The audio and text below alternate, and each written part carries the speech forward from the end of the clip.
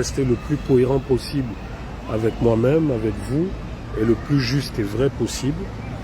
Je commence à me poser vraiment beaucoup de questions. Je commence à me poser beaucoup de questions concernant l'autorité du président de la transition, le général Oligui. Je commence à me poser beaucoup de questions dans son autorité quant à l'exécution des directives qu'il a données à son entourage, notamment en termes de justice, parce que vous vous souviendrez que la première raison évoquée lors de ce coup d'État qui a été jusque-là, on le dit, un coup de libération, la première raison qui avait été évoquée, c'était l'injustice.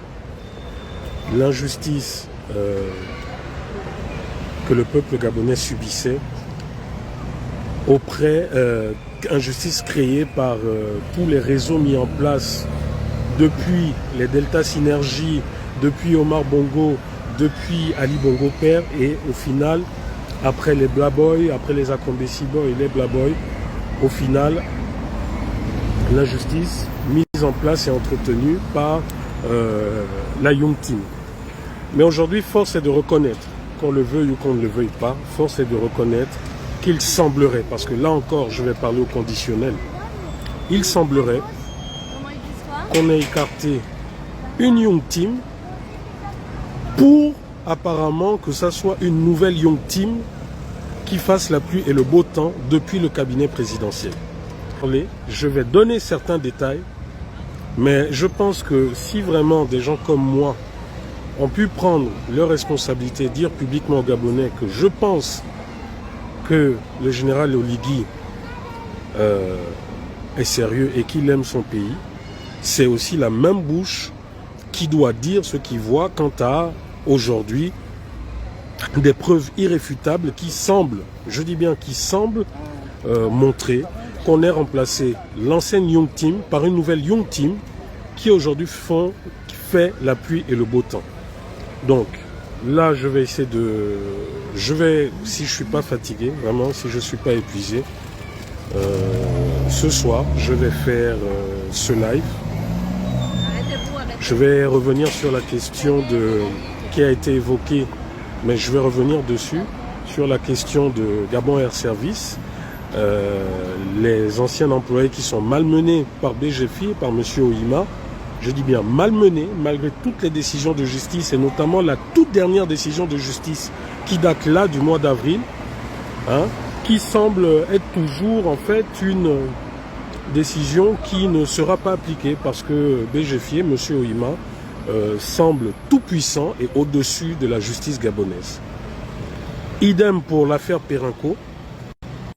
Après, vous comprendrez, lorsqu'il y a un forum organisé, un forum économique organisé ici en France, où c'est encore les mêmes entreprises qui tiennent le bambou, les mêmes entreprises qui sont à la tête de délégations, à la tête de délégations d'hommes d'affaires, qui font.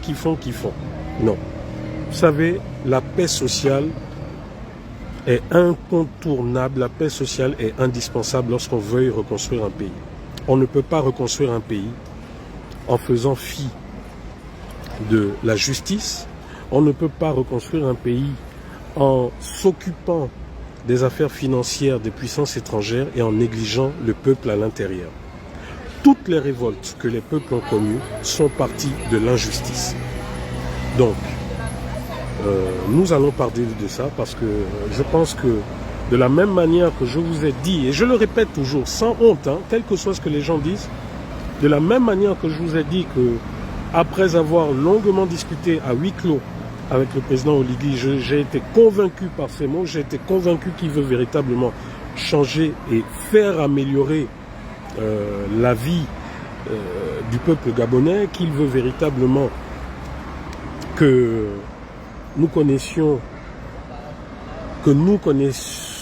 il veut véritablement que le Gabon soit un pays moderne et développé, mais il faut aussi accepter que la même bouche qui l'a dit puisse dire aussi que désormais, autour du président Oligui et depuis son cabinet présidentiel, il y a des faiseurs de beau temps, de pluie et de beau temps. Il y a des faiseurs de rois.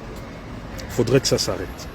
Donc on va en parler tout à l'heure dans les détails. Je reviendrai également sur ce qui se passe au niveau de l'AGEOS, des menaces de certains éléments de la direction de l'AGEOS auprès de certains de leurs employés, menaces liées à certaines connivences qu'il y a depuis le cabinet de la présidence. Hein, pour vous rappeler, vous aviez Tanguy Gaoma qui était à l'époque le directeur général de l'AGEOS, qui se trouve être au niveau du cabinet de la présidence de la République. Et je n'ai pas besoin de revenir sur qui est Tanguy Gaoma, parce que avant moi, certains ont parlé de lui. Je parlerai de bien d'autres personnes. Parce que vous savez, à un moment donné, soit on s'est présenté devant les Gabonais pour dire qu'il y avait trop d'injustice et qu'on a pris le pouvoir pour réparer cette injustice, soit alors celui qui l'a dit, en l'occurrence le général Oligui, soit il ne dit pas vrai, soit alors c'est son cabinet aujourd'hui qui est en train de reproduire exactement ce que nous avons reproché à M. Ali Bongo. Et ça, vu que malheureusement les mêmes personnes nous poussent à nous exprimer sur les réseaux sociaux, alors que nous sommes plutôt dans un mode constructif, ben nous allons revenir en force sur les réseaux sociaux, puisqu'apparemment il y en a qui ont la vie dure. Donc je vais revenir. Vendredi, samedi, je serai à Paris. J'essayerai également de rencontrer le président Oligui pour lui faire part des avancées de certains dossiers, parce que malheureusement, certaines instructions qu'il a données ont été totalement ignorées par d'autres personnes. Donc voilà, j'essaierai... voilà, je ne pourrai pas donner les détails là maintenant, mais comme je vous ai dit, je suis quelqu'un... Je n'ai pas besoin de nomination pour vivre. Beaucoup après leurs études ont décidé d'entrer à la fonction publique, certains ont décidé de faire du lèche-botisme, certains ont décidé d'entrer dans des sectes, notamment dans la franc-maçonnerie pour se faire nommer et autres. Moi j'ai décidé de vivre grâce aux fruits de mon travail. Et quels que soient les pays où j'ai été, je me suis toujours en sorti comme ça. Donc je n'ai pas peur aujourd'hui, parce que je ne serai pas nommé ou je ne sais trop quoi, de vivre correctement et en paix dans mon pays. Donc ça déjà, il faudrait que ça soit clair, il faudrait que ça soit la base.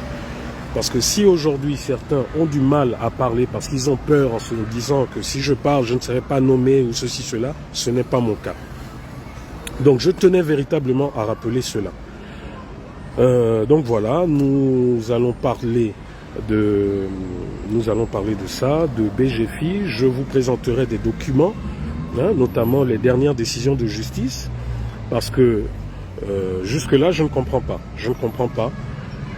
Soit la justice demeure aux ordres des plus forts et des fortunés, et notamment de ces entreprises qui font la pluie et le beau temps au Gabon, de ces entreprises intouchables, de ces entreprises dont les DG sont apparemment des personnes au-dessus des lois gabonaises. Et je citerai la BGFI, Perenco, Total, qui encore l'autre, Comilog, etc. Donc, voilà ce que j'ai à dire, n'en déplaise à qui ce message plaît ou à qui ça ne plaît pas. Donc, on se voit ce soir pour parler de tout ça, de l'AGEOS, du climat de terreur qui règne, des menaces de mort de certains de la direction du directoire d'AGEOS qui, comme du temps de la famille de Papa Assélé, comme de ce temps, n'hésitaient pas à menacer certains compatriotes en leur faisant comprendre que, ben voilà, qu'ils sont du Haut-Ogooué, que le pouvoir est pour eux, que jusqu'à présent c'est pour eux. Donc j'invite ces personnes, ces directeurs à se connecter. Je les invite également à prendre la parole s'ils le veulent. Mais ce qui est sûr, c'est que si ce sont des hommes, qu'ils osent répéter de façon publique ce qu'ils disent à huis clos dans les bureaux en menaçant des compatriotes. Parce que cette affaire, ça doit s'arrêter.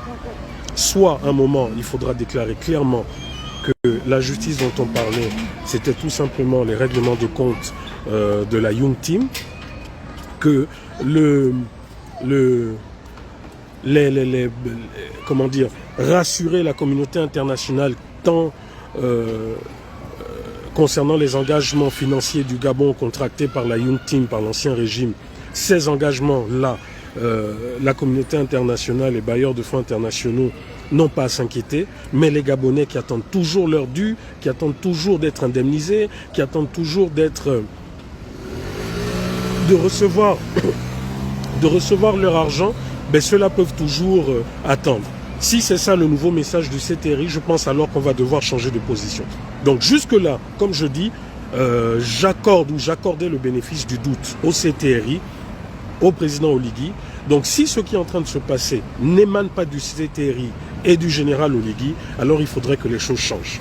Parce qu'on n'a pas chassé une Young Ting pour la remplacer par une nouvelle Young Ting.